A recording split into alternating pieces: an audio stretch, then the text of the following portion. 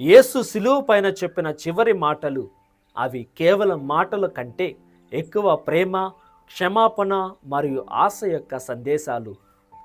మొట్టమొదటి మాట, తండ్రి, వీరు ఏమి చేయుచున్నారో వీరు ఎరుగరు, వీరిని క్షమింపుము. రెండవ మాట, నేడే నీవు నాతో కూడా పరలోకంలో ప్రవేశించదవు. మూడవ మాట, యేసు తన తల్లితో, శ్రీ ఇదిగో నీ కుమారుడు అనెను. తన శిష్యునితో, ఇదిగో నీ తల్లి అని యోహానుకు అప్పచెప్పెను. నాలుగవ మాట, నా దేవా నా దేవా నన్ను ఎలా విడనాడితివి. ఐదవ మాట, నాకు దాహమగుచున్నది. ఆరవ మాట, సమాప్తమైనది. ఏడవ మాట, తండ్రి, నా ఆత్మను నీ చేతికి అప్పగించుచున్నాను.